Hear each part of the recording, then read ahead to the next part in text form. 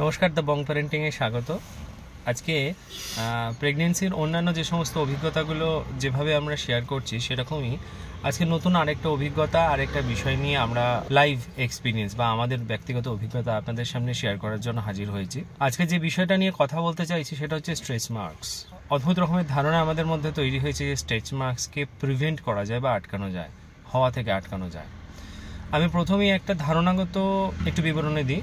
যে কোনো জিনিস যদি আপনি স্ট্রেচ করেন বা টানেন, যেটাকে আপনি বড় করার চেষ্টা করছেন, সেখানের যে উপরিতলটা বা একদম সারফেসটা সেটা স্ট্রেচ হয় বা ফাটে বা সরে যায়, এবং তারপরে যখন সেটা আবার নিজের অবস্থায় ফিরে আসে, এই স্ট্রেচ হওয়ার জন্য যে জায়গাগুলো বা যে মার্কগুলো বা যে দাগগুলো তৈরি হয়েছিল সেগুলো কিন্তু তা সত্ত্বেও থাকে।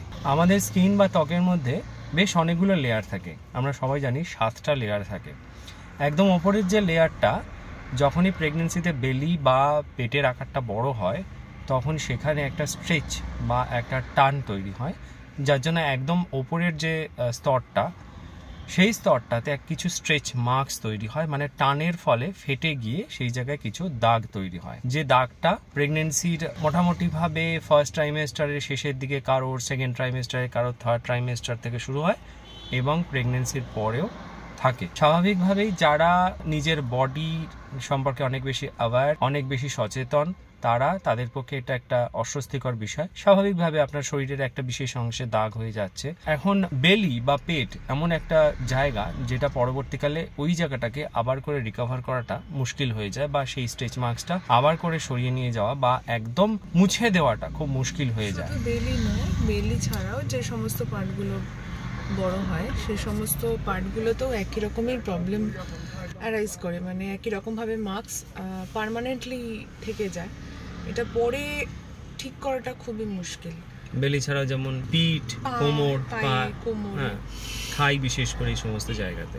এখন অনেকে হয়তো বলবেন যে স্ট্রেচ মার্কস তো তাহলে অনেকেই বলছেন সেটাকে প্রিভেন্ট করা যায়।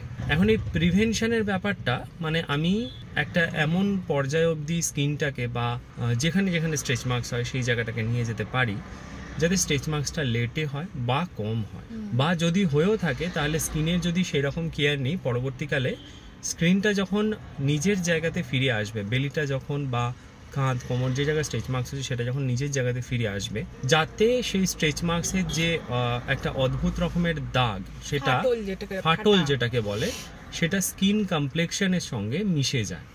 স্কিন কমপ্লেক্সনে আসল ব্যাপারটা কি হয়, একদম ওপরের যে স্কিনের লেয়ারটা, আমাদের স্কিন কমপ্লেক্সন বা স্কিনের কালার এক একজনের এক এক রকম।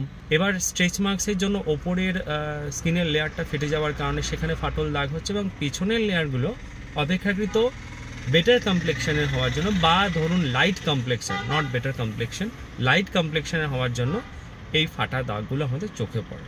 এবার বাস্তবিক ধারণা হচ্ছে একটাই, যে আমরা যদি স্কিনের কোয়ালিটিটাকে একটু বেটার করে রাখতে পারি ভেতর থেকে এবং বাইরে থেকে যত্ন নিয়ে, তাহলে একটু স্কিনের কোয়ালিটিটা বেটার থাকলে স্ট্রেচ মার্কসটা একটু কম হয়, অপেক্ষাকৃত কম হয়।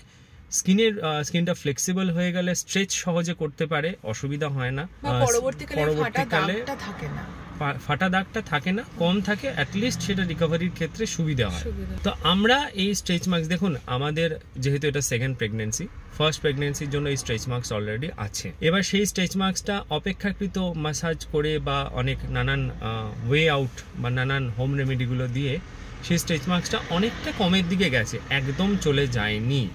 এটা যদি কেউ বলে থাকে যে স্ট্রেচ মার্কস একদম চলে যায়, হয় না, তাহলে এগুলো অবাস্তব ধারণা, এগুলো শুনতেই ভালো লাগে কিন্তু বাস্তবিকভাবে এটা হয় না। ফিল্ম আর্টিস্টদের সামান্য হলে থাকে, ফিল্ম আর্টিস্টদের যেটা আমরা দেখি সেগুলো নানান রকম কসমেটিক সার্জারি হয়, সেক্ষেত্রে তারা এমন কিছু অ্যাপ্লিকেশনস করতে পারে যেটা আমাদের পক্ষে কষ্টসাধ্য এবং আমাদের সাধ্যের বাইরে হয়ে থাকে।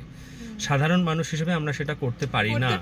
আর somehow আমার মনে হয় করাটা উচিত না। তাদের প্রফেশন, তারা বাধ্য যে তাদের স্কিন কোয়ালিটি, তাদের বডি স্ট্রাকচার, এই ব্যাপারগুলো তাদেরকে মেনটেন করতে হবে, না হলে আউট অফ দ্য ট্র্যাক হয়ে যাবে। তা আমাদের ক্ষেত্রে ভাই সুস্থ থাকাটা আসল কথা, যাতে সমস্যা কম হয়। সেটাই যদি হয়ে থাকে তাহলে সেই ক্ষেত্রে আমরা কিছু জিনিস, কিছু কাজ করতে পারি যাতে যেখানে যেখানে স্ট্রেচ মার্কস হয় সেখানে সেখানে যাতে স্কিনের কোয়ালিটি, ওভারঅল বডির স্কিনের কোয়ালিটি ঠিকঠাক থাকে, ভালো থাকে। সেই জন্য আমরা প্রথম যেটা করছি সেটা হচ্ছে বডির হাইড্রেশনটাকে মেনটেন করছি প্রথম, মানে প্রচুর জল খাওয়া। আমরা এর আগেই কনস্টিপেশনের বিষয়ে আলোচনা করতে গিয়ে বলেছি যে ওর আলাদা করে জল খেতে হচ্ছে না, জলের একটা প্রেসার দিয়ে জল খেতে হচ্ছে না, তার কারণ আমার মানে প্রচন্ড জলের চাহিদা আছে শরীরে এবং প্রচুর জল খাচ্ছি, যেটা আমি আগে হয়তো কখনোই মানে খেতাম না বা হয়তো অ্যাভয়েডই করতাম, ঠিক নয় যদিও সেটা,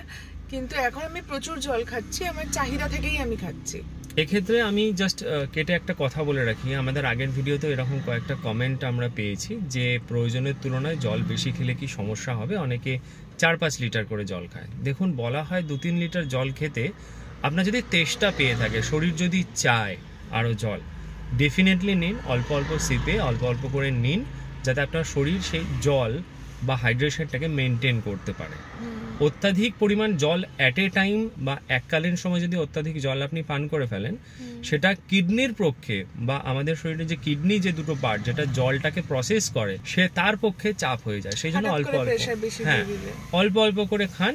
আর রাতের দিকে অবশ্যই জলটা একটু কম খেতে হবে, মানে ঘুমানোর আগে বিশেষ করে, হ্যাঁ হ্যাঁ, জলটা একটু কম খেতে হবে। হ্যাঁ, তো জল এবং যে সমস্ত খাবার বা ফল যা কিছু আছে, শাকসবজি, ডাল, যেগুলো শরীরের হাইড্রেশন মেনটেন করতে সুবিধে করে, সেই যাবতীয়, যাতে ভেতর থেকে হাইড্রেশনটা মেনটেন থাকে। শরীরের ওপর থেকে সমস্ত কিছু অ্যাপ্লাই করার পর ভেতরের হাইড্রেশন মেনটেন না থাকলে এটা শরীরের পক্ষে বা স্কিনের পক্ষে কোয়ালিটি মেনটেন করা মুশকিল ব্যাপার হয়ে যায়। সেই জন্য প্রথম জিনিস আমরা যেটা করছি সেটা হচ্ছে শরীরের হাইড্রেশনটা মেনটেন করছি। ভাগ্যচক্রে আমাদেরকে হাইড্রেশনটা আলাদা করে মেনটেন করার জন্য নিয়ম মাফিক জল খেতে হচ্ছে না, আমাদের জলের একটা রিকোয়ারমেন্ট আছে, যার জন্য আমরা মেনটেন করছি। সেকেন্ড থিং ইজ দ্যাট স্কিনের কোয়ালিটি মেনটেন করার জন্য বিভিন্ন ভিটামিনস, নিউট্রিয়েন্টস খুব ইম্পর্টেন্ট। তার মধ্যে বিশেষ বিশেষ কিছু নাম যদি জিজ্ঞেস করেন তাহলে বলবো ভিটামিন সি, ভিটামিন এ এবং জিঙ্ক। তো ভিটামিন সি, অনেকের ধারণা যে ভিটামিন সি তো বেসিক্যালি টক জাতীয় ফলে পাওয়া যায়, তো প্রেগন্যান্সিতে টক জাতীয় ফল খাওয়া উচিত নয়। সাইট্রাস ফ্রুট, যার মধ্যে ভিটামিন সি সব থেকে বেশি পাওয়া যায়, সেই সাইট্রাস ফ্রুট কিন্তু প্রেগন্যান্সির কোনো ক্ষতি করে না, সেটা মিসক্যারেজ বা এরকম কোনো সমস্যা নিয়ে আসে না। সুতরাং সাইট্রাস ফ্রুট নির্দ্বিধায় খাওয়া যায়। যত খুশি লেবু খেতে পারে, মানে ইভেন টক লেবু যেটাকে বলে হয় পাতি লেবু, যত খুশি শরবত করে খাও বা যেভাবে খুশি ইনটেক করে, কোনো প্রবলেম হয় না। ফর ইনফরমেশন আরেকটা কথা জানিয়ে রাখি, আপনি আয়রন ট্যাবলেট নিন, আয়রন জাতীয় খাবার খান, যেটা প্রেগনেন্সির একটা সার্টেন টাইমের পর থেকে নেওয়ার দরকার হয়। আয়রন শরীরে অ্যাবজর্ব হয় না যদি শরীরে ভিটামিন সি পর্যাপ্ত না থাকে। এবার গেল ভিটামিন সি। জিঙ্ক সমৃদ্ধ খাবার যদি বলেন তাহলে আমি ফার্স্ট পামকিন সিড, যে কোনো ড্রাই ফ্রুটস যেগুলো আছে, বাদাম, এগুলোতে জিঙ্ক থাকে, kinds of seeds and nuts আর কি, সিডস এন্ড নাটসে থাকে। আর ভিটামিন এ বেসিক্যালি হলুদ যে সমস্ত খাবারগুলো আছে তাতে ভিটামিন এ প্রচুর পরিমাণে থাকে। এই যে ভিটামিন এ এবং ভিটামিন সি, এদের মধ্যে অ্যান্টিঅক্সিডেন্ট, অ্যান্টি ইনফ্ল্যামেটরি প্রপার্টি থাকে, যার জন্য স্কিনের কমপ্লেক্সন বা শরীরের টক্সিনসগুলোকে রিমুভ করতেও সুবিধা করে। এছাড়াও আরেকটা জিনিস আমরা করছি, সেটা হচ্ছে ওটাকে কি বলে, কোকো বাটার অ্যাকচুয়ালি করছি না, ভুল কথা। ব্যাপারটা হচ্ছে যে কোকো বাটারের গন্ধটা আমি নিতে পারি না। কারোর যদি সেটাতে প্রবলেম না হয় কোনো প্রবলেম নেই, কিন্তু আমি কোকো বাটারের গন্ধটা সামহাও এই সময় নিতে পারছি না। আমার আসলে সব সময় বাটারটা যখন আমি হাতে পাই আমার মনে হয় ওটা কোকো বাটার, কিন্তু অ্যাকচুয়ালি ওটা কোকো বাটার নয়, ওটা হচ্ছে শিয়া বাটার।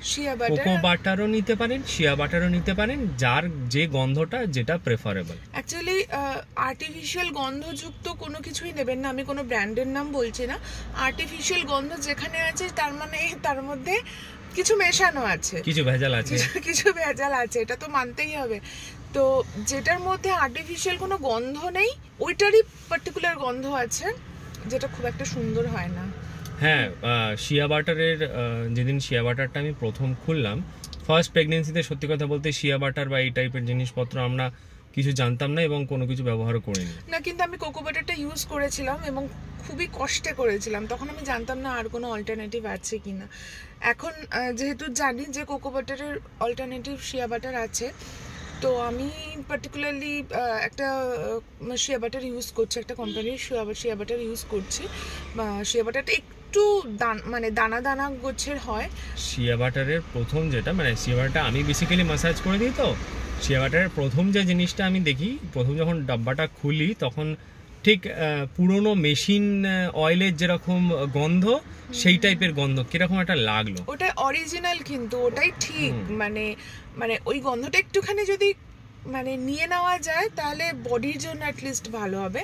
কিছুই না, মানে সহ্য করে নেওয়া যদি যায় তাহলে অসুবিধা নেই, জিনিসটা স্কিনের জন্য খুবই ভালো। হ্যাঁ, মানে শিয়া বাটারটা ইউজ করার আগে হাতটাকে একটুখানি দুটো হাতে এরকম করে নিয়ে যদি গরম করে নেওয়া যায়, তারপরে নেওয়া যায়, তাহলে ওটা খুব তাড়াতাড়ি মেল্ট হয়ে যায়। এবং হ্যাঁ, মানে কনসিস্টেন্সি বা ঘনত্বটা অ্যাকচুয়ালি দানা দানা এবং একটু জমাট জমাট টাইপের বেঁধে থাকে।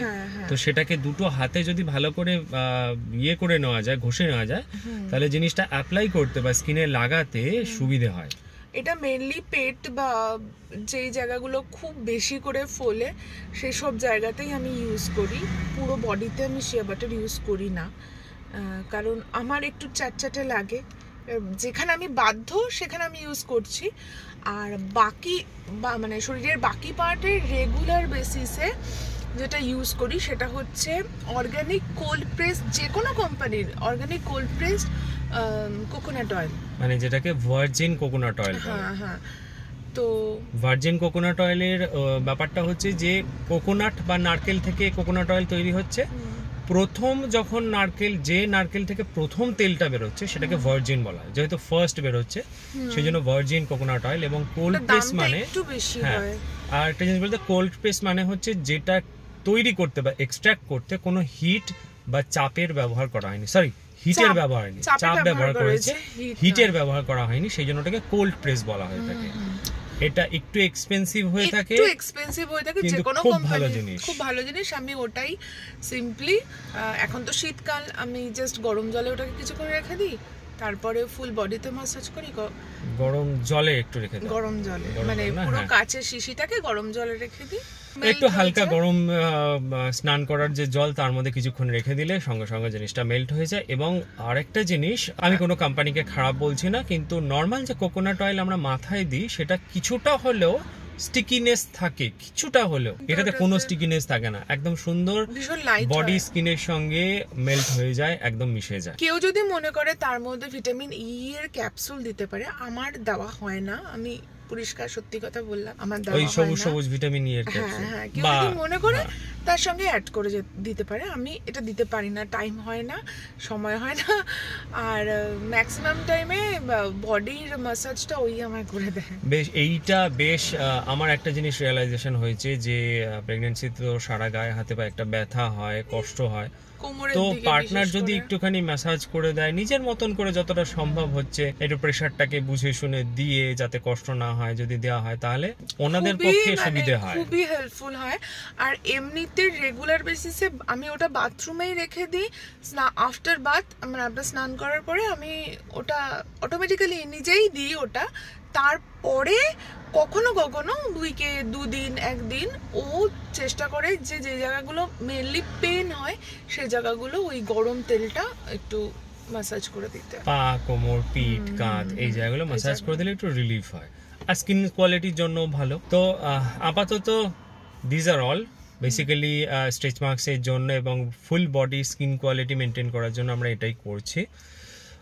আশা করব এই পয়েন্টগুলো আপনাদেরও কাজে লাগবে, আপনারা অ্যাপ্লাই করেও উপকৃত হবেন। আবার আরেকটা ভিডিওতে অন্য কোনো একটা অভিজ্ঞতা যেগুলো আপনাদের সঙ্গে শেয়ার করার মতন এবং আপনাদেরকে জানিয়ে রাখার মতন, আপনাদের কাজে লাগতে পারে, এরকম আলোচনা নিয়ে নেক্সট ভিডিওতে হাজির হচ্ছি। দেখতে থাকুন, ভিডিওটা ভালো লাগলে লাইক করুন, চ্যানেলটাকে সাবস্ক্রাইব করলে pregnancy care, baby care, fertility, কনসেপশনের ব্যাপারে অনেক ভিডিও আমাদের চ্যানেলে আছে, কয়েকটা লিঙ্ক ডেসক্রিপশন বক্সে দেওয়া আছে, দেখতে থাকুন। পরবর্তী ভিডিওতে দেখা হচ্ছে, ততক্ষণ ভালো থাকুন, সুস্থ থাকুন, সচেতন থাকুন।